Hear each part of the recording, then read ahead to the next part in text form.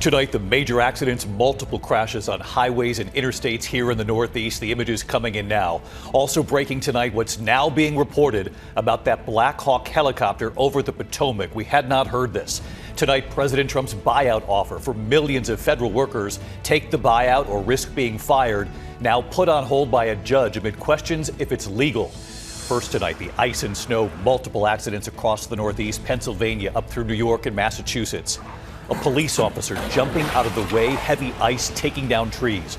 Hundreds of flights canceled, and tonight a new storm right behind it set to hit all over again. Lee Goldberg has the forecast. New reporting tonight on the plane crash, the collision over the Potomac, as the Blackhawk is now pulled from the water. What they're now reporting tonight about a warning system on the Blackhawk. Was it turned off? Martha Raddatz and what she's learned. Tonight, just hours before that midnight deadline for millions of federal workers who were sent an email titled "Fork in the Road, take a buyout or risk being fired." Tonight, a federal judge putting President Trump's buyout offer on hold amid questions about whether it's lawful. Tonight, President Trump defending his proposal after declaring the U.S. would own Gaza, saying the Palestinians would leave, suggesting Egypt and Jordan would take them. Well, tonight, what Egypt is now saying about this, the White House now saying this would be temporary. And ABC News learning some of the president's top advisors were caught off guard by all of this. Tonight, the plane crash killing a U.S. Marine and 3 contractors. Military officials say they were on an intelligence flight. Just in tonight, a harrowing view now of those deadly fires in California. You'll see the first responders rescuing seniors in the middle of the emergency. What they did with the flames closing in. The disturbing scene in church, a priest attacked during a prayer service, the accused attacker charging the altar, attacking the priest. In New York City tonight, the gruesome discovery, what was found in a suitcase in the East River. Tonight here, we remember the 102-year-old owner of one of the most famous football teams in America. And America Strong tonight, the gift for a mother who leaves for work before the sun comes up. What they did, the messages from her toddler. And you'll see it right here. From ABC News World Headquarters in New York, this is World News Tonight with David Muir.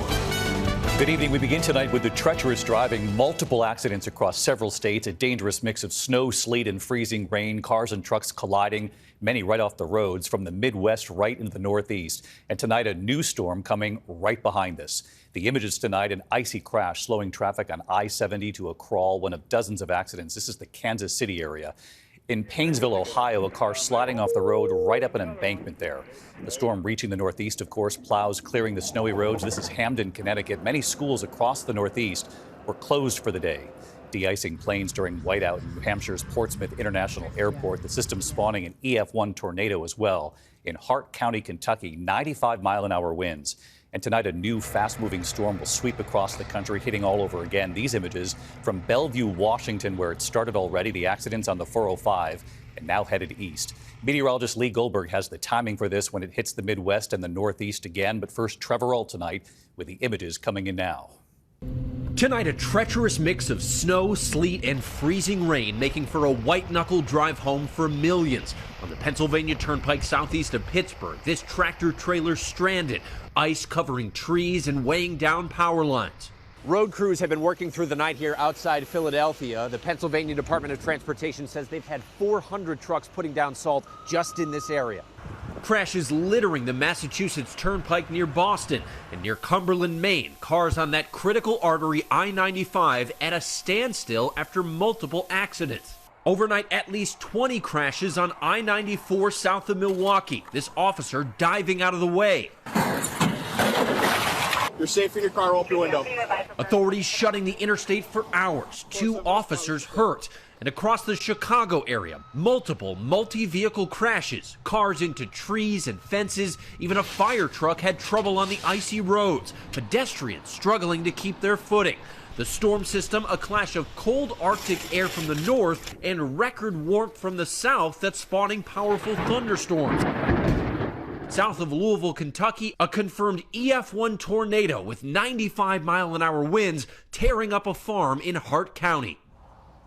And David, just as temperatures are starting to warm, now another storm system is moving in right behind this one. It's going to impact many of the same areas this weekend, David. All right, Trevor Ault, thank you. And on that point, Trevor, this new storm now on the way. Let's get right to Chief Meteorologist Lee Goldberg of WABC. Well, Lee, take us through it. David, you can't sleep on this pattern. It's an assembly line of storms in the west, and they're racing across the country. So the icy mix that's leaving the northeast tonight, there's already winter storm watches for the weekend storm from New York City to Hartford to Boston. Now, that storm is slamming the west coast right now. There's heavy rain north of San Francisco, flood watches. Some of that rain's creeping down through Southern California. There could be several feet of snow in the Sea Area and the Rockies. So that moves out and tracks toward the upper Midwest. And that'll be there by late Friday night and into early Saturday morning. That could be upwards of 6 inches in the Twin Cities. And then it's on to the northeast. Come later Saturday and Saturday night, snow moves in, a mix to the south. Could be several inches on the I-95 corridor. David, there are 2 more storms next week. All right, we'll get to those next week. Lee Goldberg with us again tonight. Lee, thank you. In the meantime, we turn to the other news this Thursday night. We do have new reporting at this hour involving that Blackhawk helicopter, of course, involved in the horrific mid-air collision over the Potomac. The NTSB and FAA briefed lawmakers behind closed doors today, and the senator who, after that meeting, said that the Blackhawk helicopter was equipped with a key navigation safety tool, but that it was turned off. Here's Martha Raddatz tonight. Cruz tonight lifting the mangled wreckage of that Army Blackhawk helicopter from the frigid Potomac River, 8 days after it collided into an American Airlines jet midair, leaving 67 people dead. The NTSB briefing lawmakers behind closed doors today, Senator Ted Cruz saying that helicopter had turned off a crucial safety system. This was a training mission, so there was no compelling national security reason for ADSB to be turned off. The Blackhawk had a transponder, so it would appear on radar, but ADSB out is significantly more accurate. That system, the Automatic Dependent Surveillance Broadcast, or ADSB, tracks the location of aircraft by GPS, showing altitude and ground speed, as well as where other aircraft are around them. Experts say it's significantly more accurate than radar. If they've got VIPs on board, they'll turn their ADSB off so people won't be able to tell where they are for security reasons. ADSB on for regular training missions where security may not be as necessary. Investigators say that Army helicopter was flying above the maximum 200-foot altitude when it slammed into the plane as it made its final approach to Reagan National Airport. And tonight, the NTSB saying preliminary data confirms the pilots of that Blackhawk were wearing night vision goggles at the time of the crash, which experts say can make flying over city lights challenging. The ADSB and the night vision goggles are all part of the investigation, but a key question is why the Blackhawk pilots said they had the passenger plane in sight visually when clearly they did not. And the FAA now reviewing all airports with high volume of helicopter and airplane traffic. David? Martha Raddatz with the late reporting for us. Martha, thank you. Tonight, the new developments just hours before this midnight deadline for millions of federal workers to take a buyout or risk being fired. A federal judge now putting President Trump's plan on hold until at least Monday. Unions filing to stop it, calling it unlawful. Today, President Trump praising Elon Musk, who helped engineer the plan. The president saying Musk is very good at helping the government cut costs. That email sent to federal workers titled "Fork in the Road," suggesting take the buyout or risk being cut. Here's our senior political correspondent, Rachel Scott, tonight.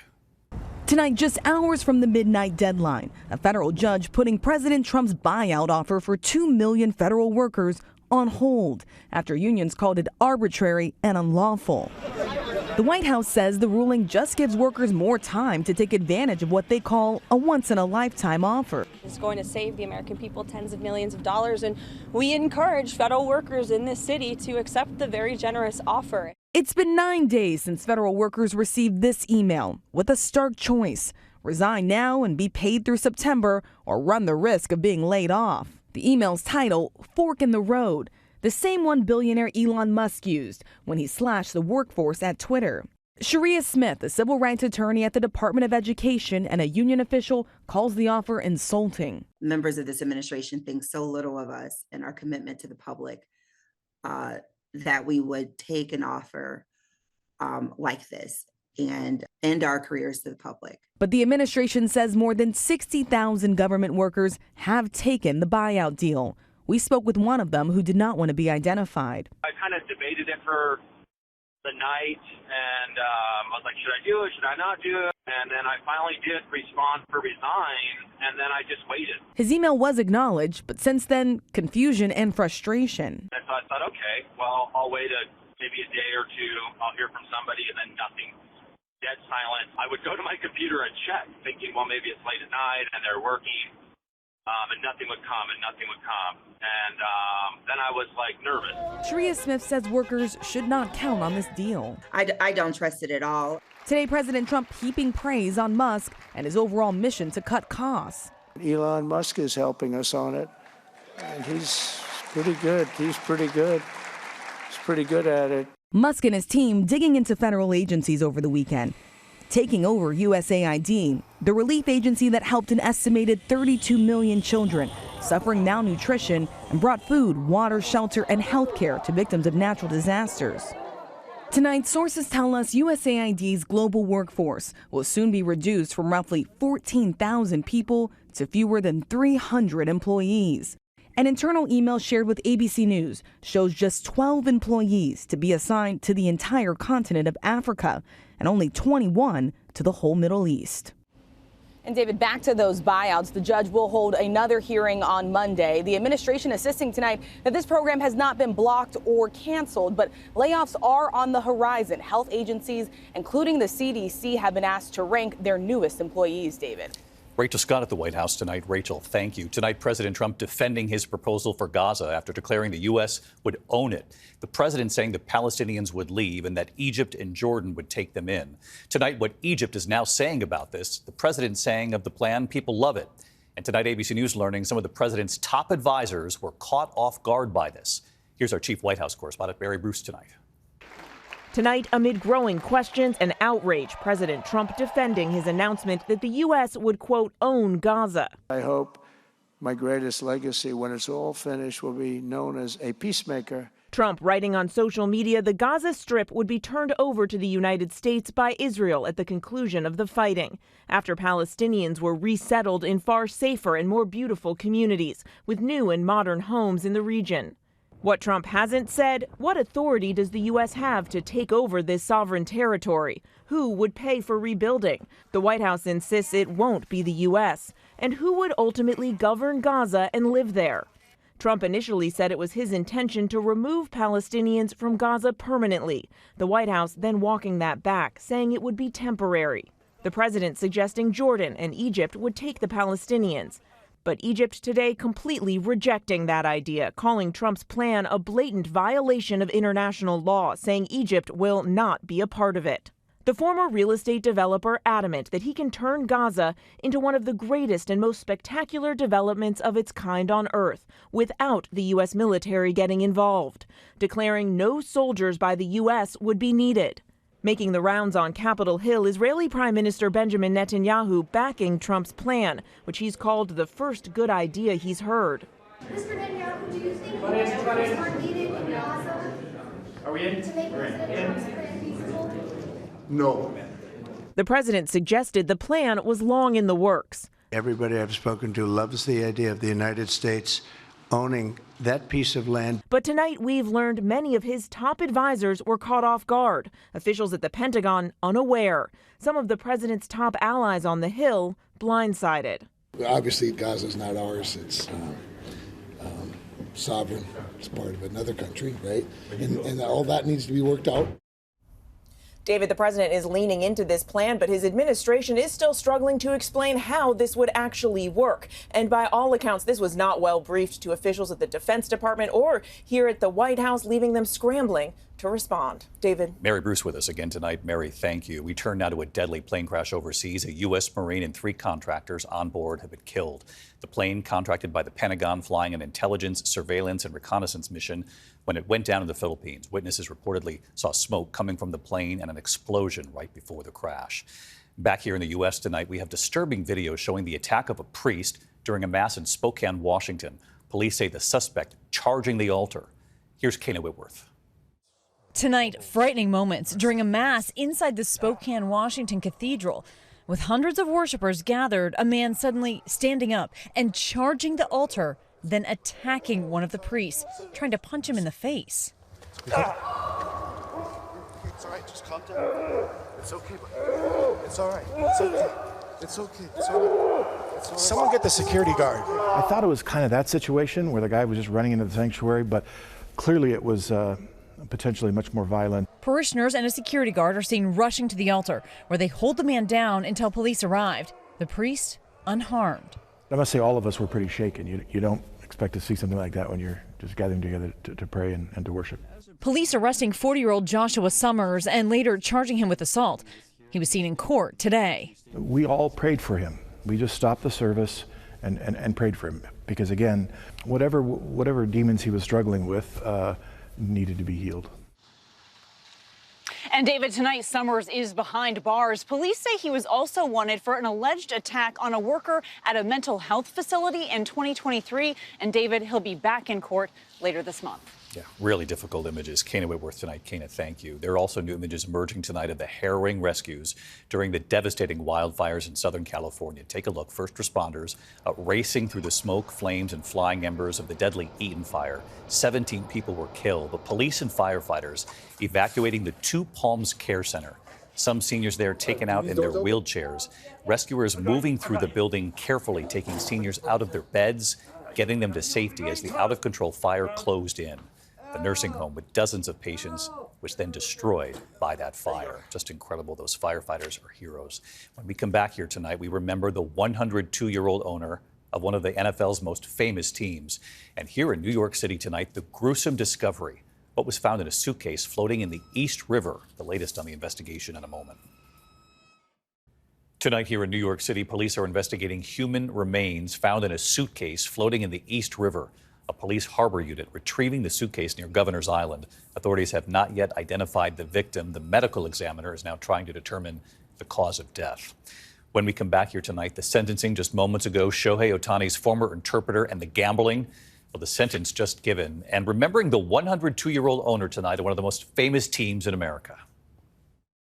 To the index of other news tonight, just moments ago, the former interpreter for Dodgers star Shohei Ohtani was sentenced to nearly 5 years in prison for stealing about $17 million from Ohtani to pay off his gambling debts. Ippei Mizuhara pleaded guilty to bank fraud. He says he impersonated Ohtani during 24 calls to the bank. We do have a passing to note tonight. We learned today that Virginia McCaskey has died, the longtime owner of the Chicago Bears. She took over the team in 1983 following the death of her father, Bears founder George Halas. The team saying every decision she made was based on what was best for the players and the fans. Virginia McCaskey was 102. When we come back here tonight, the mother who has to leave before the sun comes up for work, but her husband and 2-year-old started doing for her. You have to see this. Finally tonight here, the surprise for a mother when she went back to work. Tonight in Charlotte, North Carolina, the surprise gift for a mother already at work. She has to leave before the sun comes up. And suddenly, the message on her phone through the doorbell camera. Mama. Bye, Mama. Love you, Mama. It turns out these messages all began a few months ago when mom Hannah Bell started going back to work before her son Landon, who's nearly 2, wakes up. So Dad George had an idea, a way for mom to see her little boy every morning. Go ahead, ring it. Okay, bye-bye, Mom. Mama. Love you. Landon blowing mom a kiss. I'll see you tonight. Have a great day at work. Wishing mom a good morning every morning. You blow her kiss? And right here tonight, Say ding dong. Hey, David, and welcome to North Carolina. the Bell family, Hannah George and little Landon. I don't get to see them every morning, so it just brightened my day. He always asks for Mama in the morning, and a lot of the time she's gone for work. And I just thought one way that we could connect is to push the doorbell button, and he gets to leave her a sweet little message. And tonight here, their message to every parent out there who has to leave for work in the morning. If you have to be away from your family for a little while, just know that they're still always thinking about you, and hopefully that helps get you through the day. Bye! Bye. Bye. The message is helping a mom and helping us get through our day, too. I'll see you tomorrow. Good night. Thank you for making World News Tonight with David Muir, America's most watched newscast.